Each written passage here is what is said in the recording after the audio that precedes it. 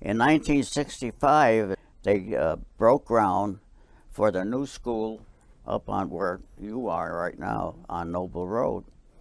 I happened to be there when they broke ground, and then the next year, in 1966, when I became principal, they put the cell, what do they call it, a time cell? Oh, the time capsule. Time capsule. They put that in the cornerstone there. By the way, we had 70 students in the high school when I first started. When I graduated in 1984, when I retired, they had 350 in the graduating class. So how long were you principal? 18 years 18 as years. high school principal, and then 10 years all total as assistant principal. I started out, as I said, still teaching 3 classes.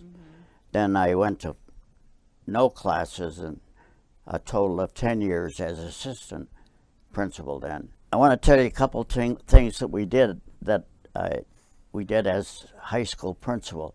We were a senior high school when we first opened, just 10, 11, and 12 grades.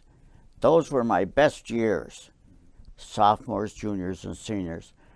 Then we had a junior high school, which was down where the elementary school is now, where we were on Grove Street. And that was, as I said, my best years because the students were great. I had Mr. Franklin as my assistant, and then later on Mr. Smith, who was my assistant. And by the way, Mr. Smith was in one of my biology classes, then later became my assistant principal, and then later on became principal when I retired then after that. One of the things we did, I did what was called a no scheduled day. So when you had a free period, you could go to the library, you could go to the quiet study hall, you could go to a talking study hall, you could go to the activities room in the senior high school. Well, guess where most of the students went? The activities room. They didn't go to the study hall, they didn't go to the library, they didn't go to, I stopped a student in the hall one day, and I said, "Where are you supposed to be?" "Oh," he said, "I'm unscheduled." I said, "Yeah, you're unscheduled, but you have to go to one of these places that we had listed for them. You know, we didn't put it on, but you were supposed to go there." But he said, "I'm unscheduled." I said, "Yeah, but you have to go somewhere, and you better get there in a hurry."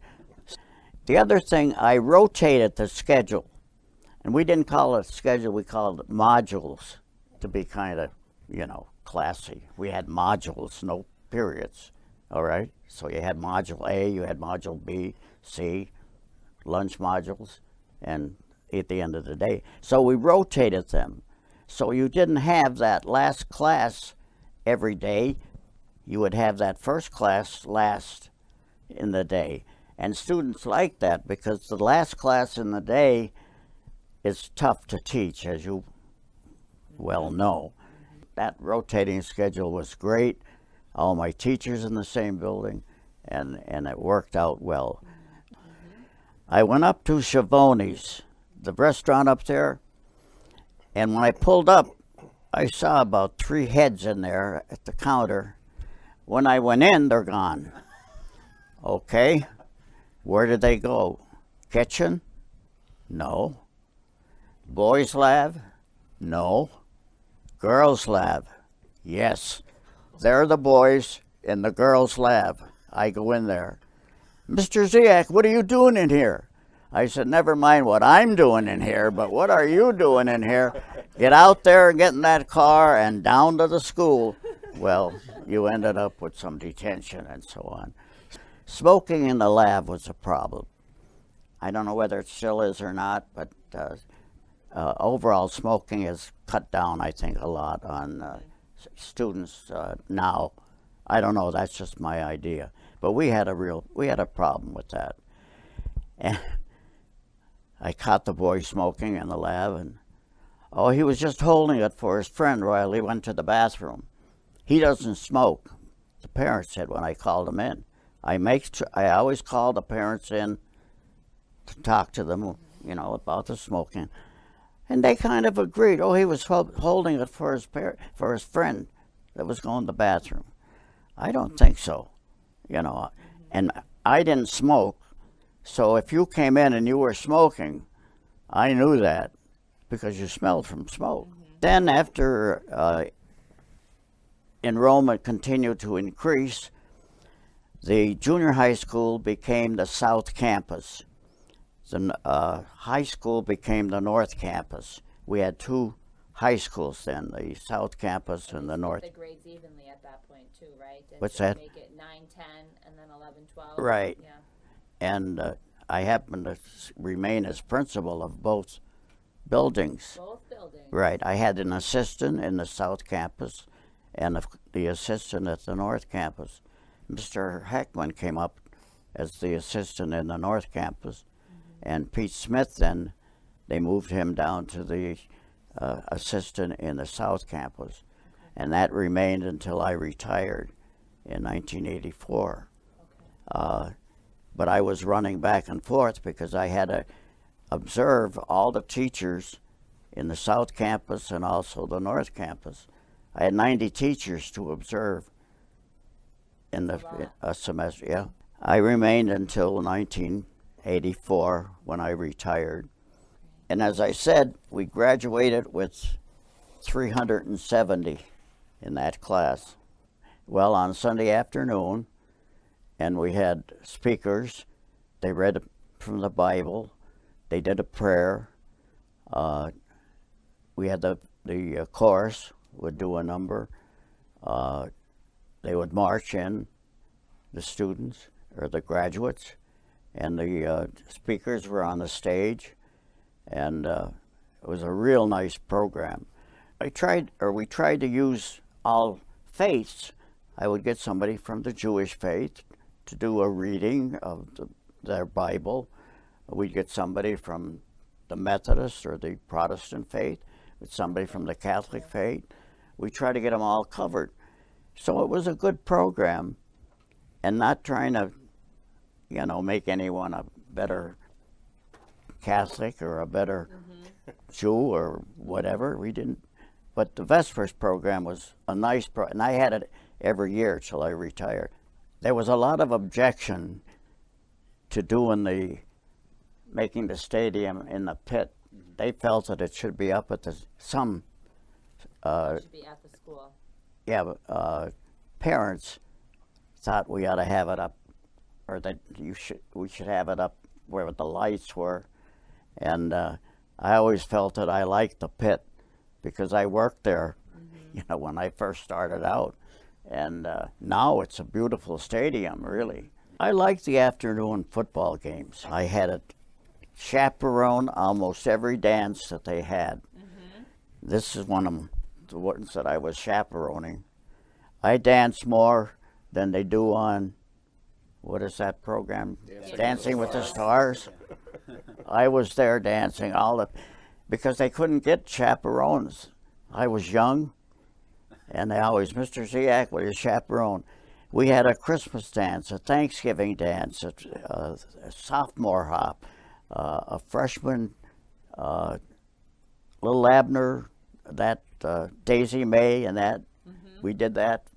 I was the social director too, and did everything at the school, and really enjoyed it. Doing the athletic program, I loved the social activities. I loved the teaching most of all when I was teaching, and in biology, I really loved it. We did a lot of things in biology, experiments and so on, and we watched a chicken hatch from an incubator. You couldn't do that now, though. They would probably... Somebody's probably allergic to right. chicken. We had bees that we had a honey... Oh, you definitely couldn't do bees. Chicken I might be able to tuck in a corner somewhere, but right. The bees... But I enjoyed going to school every day. Yes. And right from the beginning. From teaching to retirement in '84, how many years were you in education total? 33. 33. And I did some teaching up at Honesdale after I graduated from East Stroudsburg. I finished the year up there. They needed a teacher, and they wanted me to come back, but they wanted me to teach chemistry, and I didn't have a good background in chemistry like I did in biology. So I didn't take the job there. That's when I came to Clark Summit then and started And where there. were you born and raised? Here in Falls, Oh, really? on a farm. Okay. We had a small farm. And I live down in the village now on Falls Road Okay. there before I moved up here. I bought this after I retired. And then when I retired, I drove special ed students for 17 years down to West Scranton. These were students who had problems of learning, and I used my own car and drove them down and picked them up in the afternoon. It was something to keep me busy and still involved a little bit. You know, there was a time when they were streaking, and maybe you don't know about that, when they dropped their All their clothes. It happens at like the professional games now. right, streaking, and we worried about that. You know, like when we had Vespers, somebody'd streak across the Or a pep stage rally or something, or yeah. a pep rally. But this boy did it at graduation, of all things. But as the graduates stood up in the line, he was in the next line. He took all his clothes off, took his gown off, took his clothes, ran off the field, bare as a jaybird. The people in the stands are applauding and yay, you know. Police are after him. What do you do? He's out the gate. They wanted to press charges against him, and we didn't do it. But you know, he was betting with the other graduates that he would do this. He was making money What an on his entrepreneurial young on man his was. streaking. And that really happened. I could tell you who this was. And I have a picture somewhere that somebody took. Poor Mrs. Akerly, who was on the Board of Education, she was probably up in her 70s or so. We had them seated out in the front. I thought she would faint right there, you know. Poor Mrs. Akerly, the board member running off. And of course, what are you going to do with them, you know? Well, you know, it was one of those things that happened. Dr. Van Tyne was superintendent. He never said a funny thing all the while he was there, but he did say, he was speaking after he ran off the field. He said, "That's a hard act to follow," he said. You know? And that was the funniest, as I said, the funniest thing that Dr. Van Tyne ever made. One of the funniest things from the Comets Review, Fred Gabriel, rest his soul, Sidney Carpenter was a good ballet dancer, and the band did the Thing of the Hours, that musical number, and Sidney Carpenter came out and did the ballet and went off. Fred Gabriel came on in his tutu and everything, doing the ballet. It brought the house down. He came off the stage, kissed the board member on the forehead, came back on. As I said, that's the funniest thing of all the years that I was involved with the Comets Review, that Fred Gabriel come out there. As Sidney went off and he came on, I'll tell you, as I said, it brought the house down. Waverly became part of Clark Summit Abington the year before I started teaching there. And of course, Waverly was a high school of 1 through 12. They had their own high school in Waverly. Now it's an elementary building up there. Yep.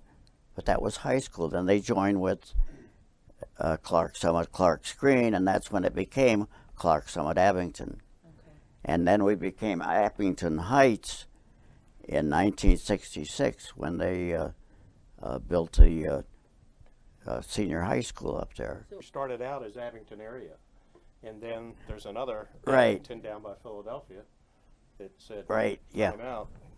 You're not Abington area. We are." Right. And so we renamed it Abington Heights. Right. Then I think they wanted to call it Abington Hills, but they said the cemetery over there is Abington Hills. I think And that- it was Abington Heights because the train, I need a history person to help me with this, but there was a train that passed through, and wherever the station is in Clark Summit is the highest point from point A to maybe Scranton, and that's why he said that at that one meeting. I think that's where Yeah. the Heights came from. One lady made a comment that she would be dead and buried in Abington Hills by the time it was paid off, and maybe that's why she didn't think it was a good idea to name it Abington Hills. The library had a nice fixture, light fixture in the center of it. They dropped that down when they were doing the rebuilding, and they put that, what is it, fluorescent light or something in the middle there. It was more like a chandelier. We saw the picture of it in that one when we were going through the yearbooks. It was $1,000 that light fixture cost. And there was a big to-do about that when the building was being built. But they just dropped it down and crashed it. Were you still there when they? No. No. They would never have done it if I were there. I'd have been hanging on that light fixture as it dropped. Guys from Newton would bring their rifles to school Morning, yeah. and put it in their lockers because they were going hunting after school. Can you imagine that? And we didn't think anything of it. Nobody was, you know, they'd put it in there and take it home in the bus and go hunting. Well, times have changed. Well, I was hired by a Mr. Manier. That's in the Grove Street School where I was interviewed there. And he was the first one. And after that was Mr. Dahlbeer, who came to us from Tunkhannock. And he passed away with a heart attack. Wow. Wasn't that old and wasn't at the school very long either. Then Mr. Crum, they appointed him assistant or a temporary superintendent. He didn't have his certification, I guess. And then they hired, I forget what his name was. Is it Bill Van Tine? Oh, well, Bill Van Tine, yes, he was the next one. He was the last one that I had, and then Mr. Laco was the superintendent. We didn't have a dress code, right? We didn't have it. Our students dressed properly, and we really did. Well, we had a problem when those short skirts came out, which was the fashion at the time. The 70s and the 80s, and maybe even probably the 60s too. Probably. Right. Some of them got a little small, and we had to ask them to change. They used poor judgment when they were dressing to come to school, and didn't make a big issue out of it. But some of them would bring an extra set of clothes because they knew they were going to be stopped. You know, we had fraternities when I first started to teach.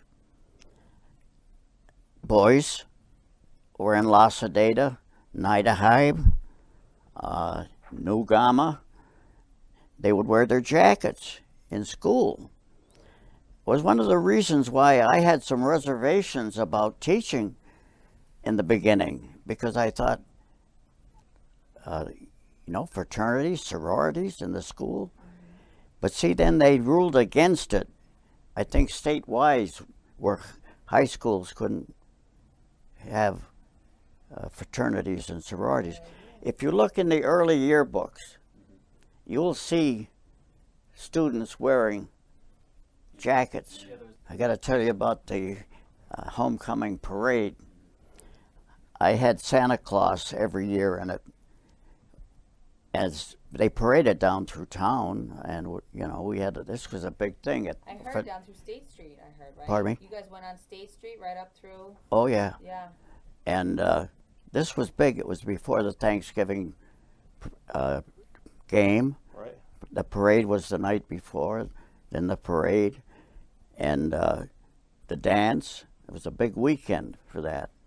Santa Claus was on the float, and I got toys from the store there in Clark Summit, the Grant store at the time, the Davis's Variety, and bundles. I'd ask them to, Donate. loan a sleigh and a doll and all these to make it realistic for Santa Claus.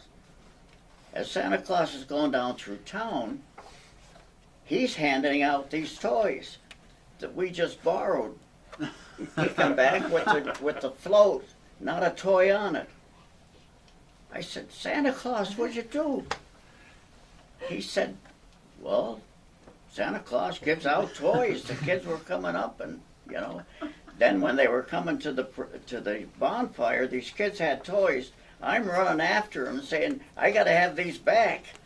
The kids are looking at me. Santa Claus just gave them to me. Who are you to take them?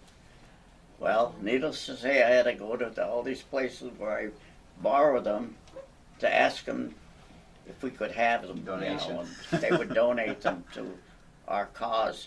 But that's one of the funny things. Yeah, in that a- is funny. in So when did the 1960. students first walk the halls there? Like, when were you really truly open for business? What was the first graduating class from that building? 68 was the first graduating class in the new school, the senior high school. We have to do this again in 2 years. No, I'm kidding. What was your question? Graduating year was. I was just because it was up for debate because the cornerstone says 66. That's when they put the time capsule in. But we didn't come into school until the next year, 67, 68.